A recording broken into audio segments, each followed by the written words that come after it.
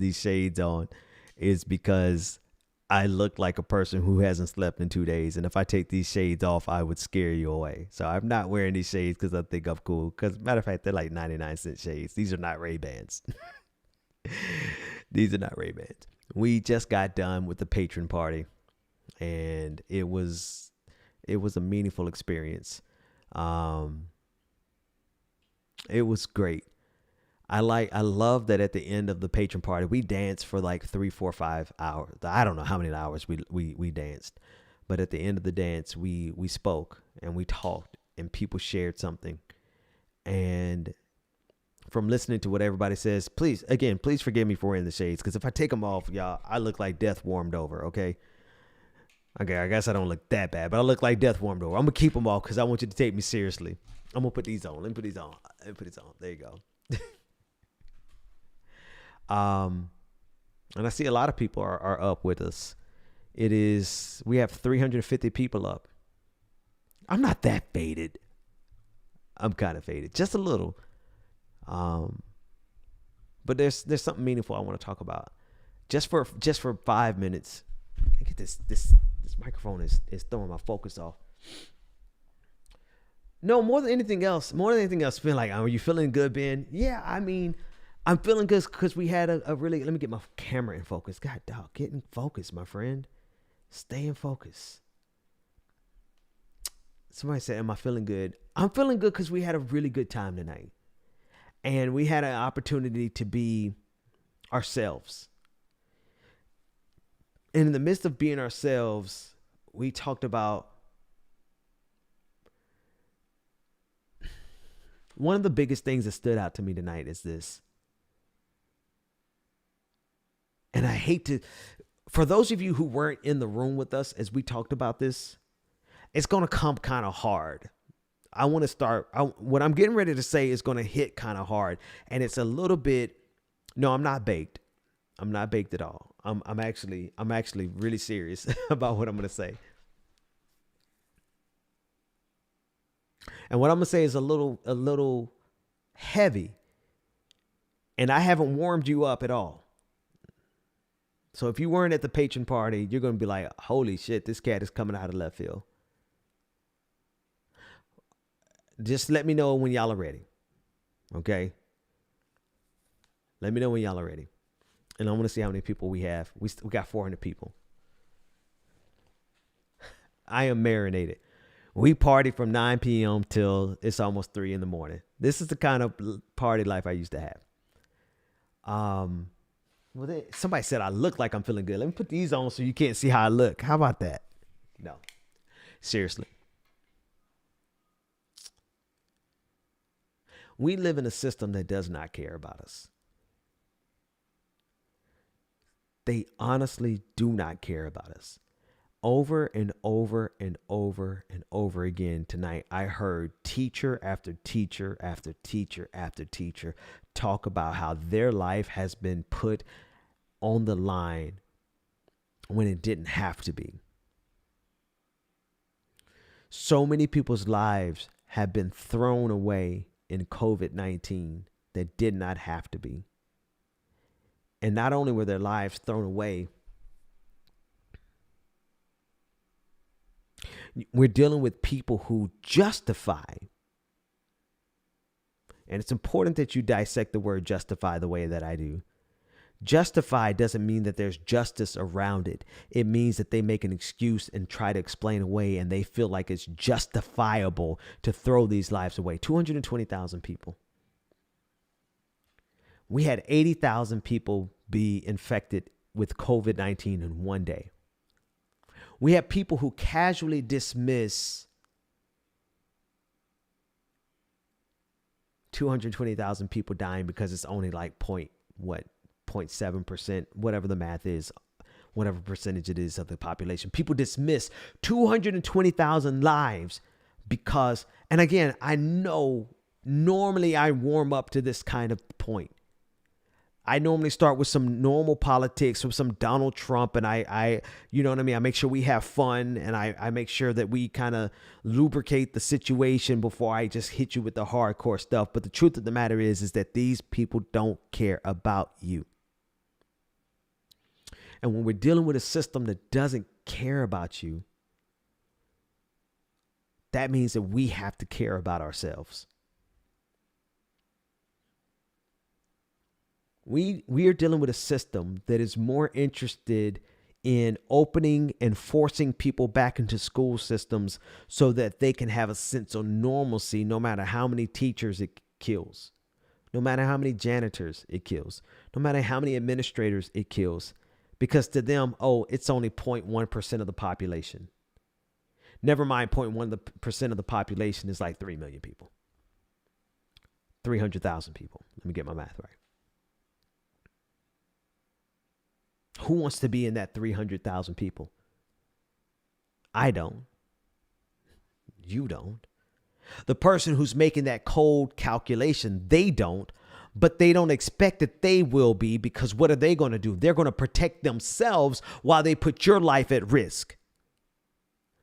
And again, I'm sorry we didn't warm up to this, but I don't have a whole lot of time. I just got to call a spade a spade. We're dealing with a system that will see you die for the sake of normalcy. They will see you die for the sake of, and listen, I don't want you to misunderstand me. Like, we partied for 3 hours straight. As a matter of fact, we partied for about 4 hours straight. We had a good ass time, but then we paused, and I wanted to stop talking, and I wanted to listen to the people who support me.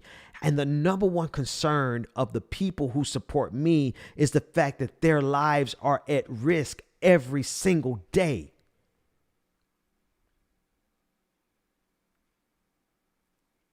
If I look like death warmed over, it's because I'm sleepy as hell and I haven't slept in about 2 days. But that's immaterial, because you all afford me the opportunity to do this from home, to pay my bills, to thrive from home. But the people who support me, they are risking their lives.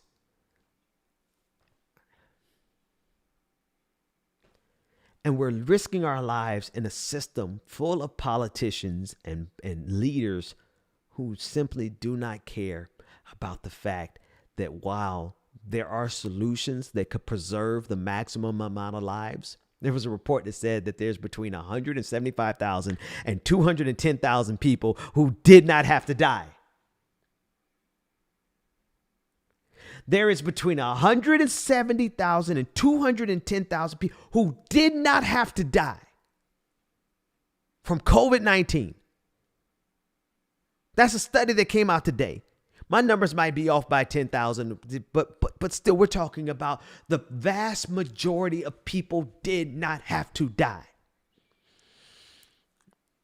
And yet and still, we're dealing with a system that is so cavalier with your life that here we are at 220,000 people who died. I'm not talking about Donald Trump tonight. I'm not talking about the conservative movement. They are culprits. I'm talking about this whole ass system. I'm talking about the entire system that will see us die.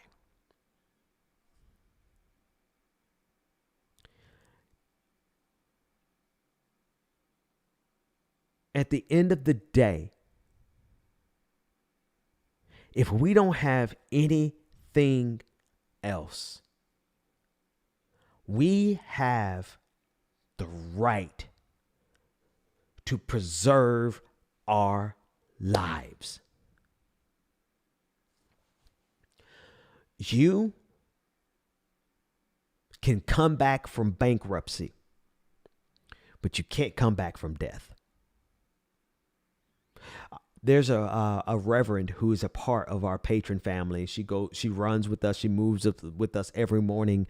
We move in .life. We try to move our bodies to stay healthy. Reverend Donna Pulo. She tried to tell me how to pronounce her name. I still messed it up. I'm sorry, Reverend. I'm sorry. And she was like, Ben, I want to tell you as a reverend, as a Christian reverend, I see that you actively try to watch your language, but I need you to feel righteous in the fact that if you ever need to say fuck something, say it. I hear you, Reverend. So let me say this. Fuck this system that will sit by and see you die for the sake of their sense of normalcy. Fuck them. Fuck this system that will make you feel so compelled to pay your bills that you sacrifice your life to pay some goddamn bills. Fuck them.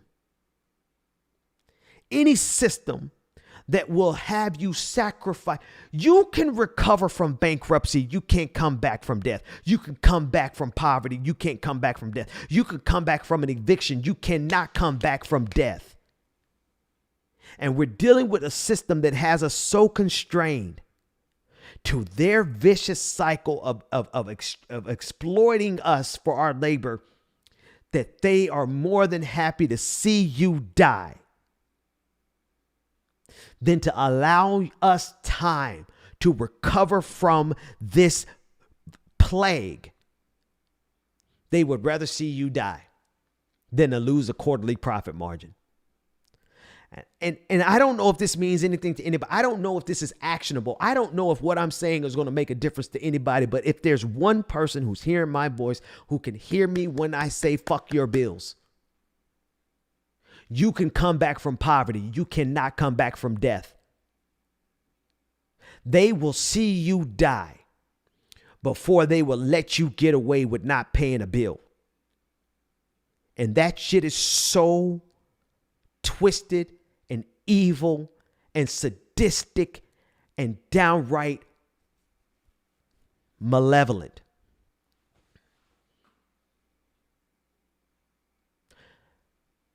It's easy. Let me say something. Let me say a second thing. It's easy for me to say this because I make my money doing this. I'll produce some videos. I got patrons. I'll make a video go viral. I'm going to be honest with you. Not only am I surviving, but I'm thriving. Okay. So you could dismiss everything that I say. I'm going to be 100% with you. I'm going to make a lot of money next month. Okay. I'm going to make a lot of money for the first time in my life. That's why I could be honest with you. So if you need to dismiss what I say because you don't think I have the perspective, that's totally fine. But let me tell you something. I have been dirt ass poor. I have had my lights cut off. I have been in a situation where I had to talk to my wife back in February about moving in with her parents because we didn't have shit. And I tell you one goddamn thing. One thing I would do is not have anything and still have my life so that I could raise my kids. I will let every bill collector come after me. I will let every car get repossessed. I will get evicted. I will let everything go before I give this system my life. I will let everything go before I give my life to this system. Because I've been there before. Okay. I've been there before and I'm not giving this system my life to pay their goddamn bills. So I don't know if this helps anybody, but if I can help one person, let me tell you, fuck Sallie Mae. Fuck your credit score. Fuck your rent. Let your car get repossessed. You can come back from bankruptcy. You cannot come back from death. Which brings me to this second part. At some point, in some fashion, in some way, those of us who got some common damn sense, we got to come out from among these sociopaths. These sociopaths will stand by and watch every single one of us die so that they can make a quarterly profit margin. I don't know how we do it. I don't have the solution to this. I am not sitting here and pretending that I have got an answer, but I do know one thing. We have the right to not kill ourselves and sacrifice our lives on the altar of capitalism. We have that moral right. And the best I can tell is that we'll never be able to get rid of these greedy bastards. We will never be able to get rid of people who are in it for themselves and nobody else. Okay? And to that extent that we cannot get rid of greed, they can't get rid of us who reject greed. Those of us who say, I am not going to sacrifice my life for your quarterly profit margins. And in some way, it's somehow, at some point, whether it's in my lifetime or our children's lifetimes, we have got to organize ourselves so to the point where we can say, we are not participating in this sociopathic system. You can have your greed over there, but for as me and my house, we are coming out from among you. And we are not going to sacrifice our lives and our entire existence to meet your quarterly profit margin. I don't know how we do it. I'm not going to pretend like I got that solution. But what I will say is that we have the right. We have the right to survive. We have the right to live. We do not have to sacrifice our lives to make them money. COVID-19, if it has not taught us anything else, it has taught us that they will see us die on behalf of their money.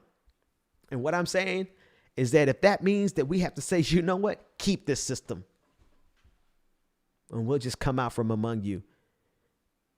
And you can be over there and you can be so obsessed with going to Hooters and going to restaurants and going to pretend like things are normal. And yesterday we had 80,000 people get infected with COVID-19. If that's how you want to live, then fine.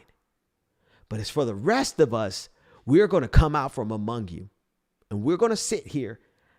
And as much as we would love for you to live, as much as we would love for everything to be copacetic and we solve this problem, there's going to always be a group of people amongst us. No matter what we do, there will always be people who will sit by and destroy themselves because it's more important to them to have a sense of normalcy than it is to even preserve their own lives. We can't change that.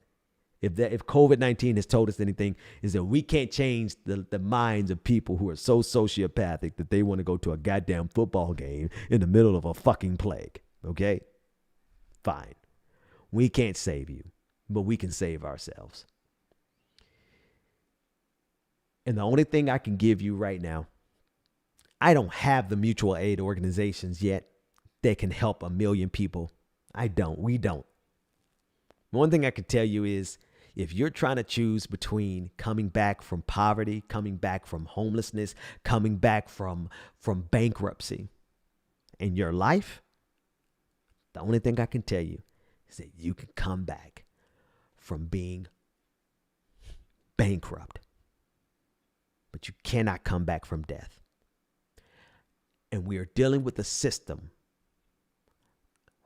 political leaders, economic leaders, companies and corporations that would just as soon see you die than to see you live and they miss their quarterly profit margin.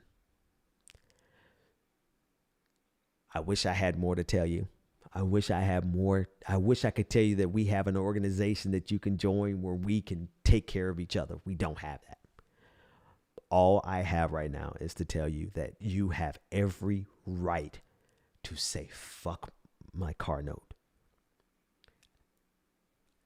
I have been ordained by a reverend.